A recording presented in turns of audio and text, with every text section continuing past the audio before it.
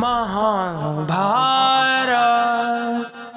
ये कथा है उस युद्ध की जहां हर एक शत्रु क्रुद्ध था पाप ही सर्वत्र सब में, बस धर्म ही एक शुद्ध था, बस धर्म ही एक शुद्ध था। नमस्कार।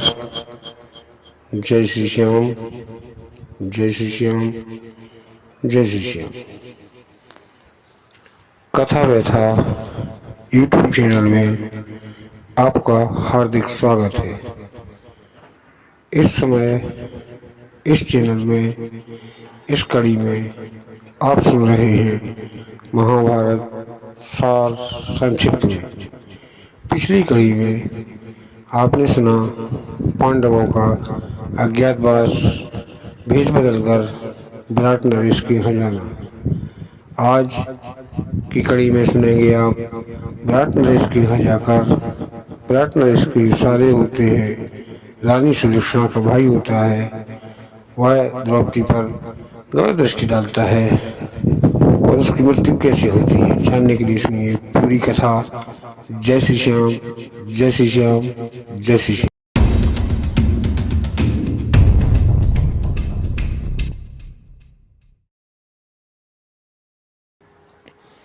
जब पांडव अज्ञातवास में अपना समय व्यतीत कर रहे होते हैं, उसी समय विराट नरेश के यहाँ विराट नरेश का साला रानी सुदक्षिणा का भाई कीचक आ जाता है।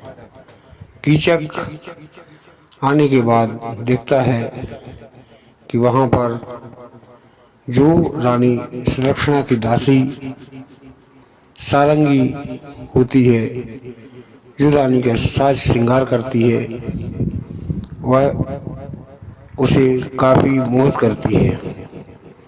वह तो मोहित करने के लिए साक्षात अग्निसुता द्रौपदी थी ही, उनके लिए सुंदरता की क्या बात करना, सुंदर तो अति सुंदर थी ही। फिर रानी की दासी होने के कारण वह उन पर गलत दृष्टि डालता है, उनसे बातें करता है। बातें करने के बाद वह उनसे परिचय पूछता है, तब वह कहती हैं कि मेरा पति बाहर गया हुआ है, यदि उसे पता चल जाएगा, यदि वो आ जाएगा तब बहुत बड़ा अनर्थ हो जाएगा, इसीलिए आप मुझसे दूरी बनाए रखें तो ज़्यादा बेहतर है। इसके बाद भी कीचक नहीं मानता है। दासी तो दासी होती है, उसे बगीचे में बुलवाता है। बगीचे में बुलाने के बाद उससे कहता है, शराब लाओ, शराब पिलाओ, नृत्य दिखाओ।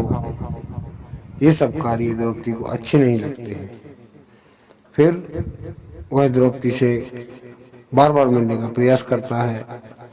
इस पर द्रौपदी को उसकी नीयत पर शक होता है और वह चोरी छुपे जाकर जो रानी का रसोइया होता है, बल्लभ रसोइया, राष्ट्रीय रसोइया यानी कि भीम होते हैं, उनसे रानी का किसी कहलवाने के उद्देश्य से जाती हैं कि आज ये सब्जी बनाना है या ये करना है। वहाँ जाकर भीम को सारा माजरा समझा देती हैं। भीम से कहती हैं वह नहीं मानेगा, अब बताओ तुम्हें क्या करना है। इस पर भीम कहते हैं कि मुझे तुम कुछ दिनों को समय मांगो, इसके बाद मैं देखता हूँ। इसके बाद रानी कहती हैं कि मैं तुमसे 3 दिन बाद मिलूंगी, रात में फला जगह पर, फलाने कमरे में जहाँ नृत्य होता है, जहाँ तुम्हारी भांजी नृत्य सीखती है, उसी कमरे में मैं तुमसे मिलूंगी। वह राजी हो जाता है। भीम मधुसूदन भगवान कृष्ण का आवाहन करते हैं और उनसे बात करते हैं। इस पर मधुसूदन भगवान अज्ञात होते हुए स्वप्न में भीम से कहते हैं कि ही भीम, यदि तुम उसे मारोगे तो एक बात का ध्यान रखना, वह कीचक है जिसे दुनिया में केवल 3 लोग मार सकते हैं।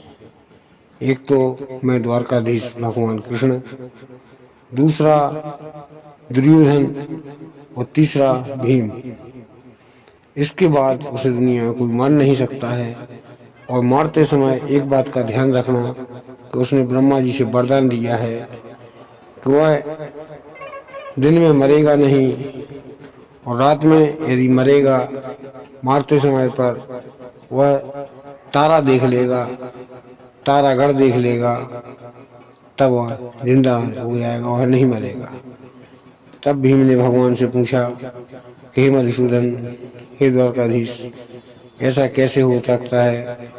तब भगवान ने कहा कि हे भीम, उसने इस उद्देश्य से वरदान मांगा था कि दिन में युद्ध होगा तो मैं मरूंगा नहीं, और रात में युद्ध के यदि होगा भी तो मैं रात में खुले आसमान के नीचे रहूंगा, तारा देख लूंगा, इससे मैं मरूंगा नहीं। इसीलिए उसे मारने से पहले एक बात का विशेष ध्यान रखना कि वह तारा ना देख पाए। इतना कहकर भगवान अंतर्ध्यान हो जाते हैं। दूसरे दिन द्रौपदी फिर आती हैं और भीम तीसरे दिन की तैयारी कर द्रौपदी को पूरी बात, भगवान की बताई हुई बात बता देते हैं। द्रौपदी जाती हैं, कीचक कहता है ठीक है आज रात में मिलते हैं नृत्यशाला में। द्रौपदी जाती हैं और एक और छुप जाती हैं। भीम साड़ी पहने हुए एक उस पर बैठ जाते हैं बिस्तर पर। वह आता है, अंधकार होता है, भीम को टटोलने लगता है। जैसे ही भीम पर हाथ रखता है, भीम उसे उछटकर मारते हैं। मारते मारते उसे एहसास हो जाता है कि यह सारंगी नहीं है, यह तो कोई और है, और भीम उसे मारते मारते अधमरा कर देते हैं। वह ऊपर की ओर देखता है, जैसे तारागढ़ दिखाई देता है, वह पुनः चेतना में आ जाता है और भीम से युद्ध करने लगता है। भीम द्रौपदी से कहते हैं, हे द्रौपदी, जाओ उस जो सामने खिड़की या छेद दिखाई दे रहा है उसे बंद कर दो। द्रौपदी जाती हैं और उस खिड़की को बंद कर देती हैं। इस प्रकार से मारते मारते अर्जुन भी वहां आ जाते हैं। वहां शोर मचाता है। अर्जुन वहां पर आकर जो मृदंग रखा होता है, यानी कि ढोल रखा होता है, उसे बजाना शुरू कर देते हैं। लोग समझते हैं बृहनलीला रात में अभ्यास कर रहा है, इसीलिए कोई उस कमरे में नहीं आता है, और उसी की आड़ में मारते मारते भीम उसे जान से मार देते हैं। जान से मारने के बाद अर्जुन मृदंग को इस तरह से बजाते हैं कि अर्जुन के हाथों में से खून आ जाता है और मृदंग भी फूट जाता है। उधर कीचक की मृत्यु हो जाती है। इसके बाद भीम द्रौपदी से कहते हैं तुम जाओ। भीम भी अपने स्थान पर चले जाते हैं। अर्जुन अपने स्थान पर जाकर सो जाते हैं। सुबह महल में कोलाहल मच जाता है कि कीचक को कौन मार सकता है। तब यह बात सभी लोगों को बहुत बुरी लगती है। लोग ढूंढते हैं किसने मारा है, लेकिन कोई पता नहीं चला पाता है। जब यह बात हस्तिनापुर में आती है, तब कर्ण दुर्योधन से कहता है कि हे मित्र, कीचक को तो केवल 3 ही व्यक्ति मार सकते हैं। कौन कौन? एक तो दुर्योधन तुम मार सकते थे, दूसरे भगवान कृष्ण मार सकते हैं, और तीसरा भीम मार सकता था। तुमने मारा नहीं, भगवान द्वारकापुरी से वहां पर आएंगे नहीं, तो हो सकता है भीम ने मारा हो। और यही सब बातें कहते हुए विराट नरेश के वहां पहुंचते हैं और विराट नरेश से कहते हैं कि भीम यहीं छुपा हुआ है, उसे ढूंढो। भीम को ढूंढा जाता है। सभी लोग को दरबार में बुलाया जाता है। जितने भी राजा के यहाँ कर्मचारी लगे हैं सबको बुलाओ। किसी का ध्यान वल्लभ रसोइया की ओर नहीं जाता है, क्योंकि इतने सारे और मेहमान आए हुए होते हैं। इसीलिए भीम अपनी मस्ती में मस्त वहां पर खाना पकाने का कार्य करते रहते हैं। दुर्योधन आते हैं, एक दिन रुकते हैं। इसके बाद दुर्योधन कर्ण समस्त लोग देख दाख कर वहां से वापसी हो जाते हैं। इस प्रकार से अज्ञातवास के समय में पांडवों द्वारा कीचक का वध हुआ। यह कथा बस इतनी सी ही थी, और इसके आगे अगली कड़ी में आप सुनेंगे पांडवों की कौरवों द्वारा विराट नरेश पर हमला करना और पांडव अर्जुन उन्हें कैसे बचाते हैं। जानने के लिए देखिए अगली कड़ी। यदि कथा अच्छी लगी हो तो लाइक करें, शेयर करें, कमेंट करें। सब्सक्राइब करें कथा व्यथा यूट्यूब चैनल को धार्मिक कथाएं सबसे पहले देखने के लिए। जय श्री श्याम।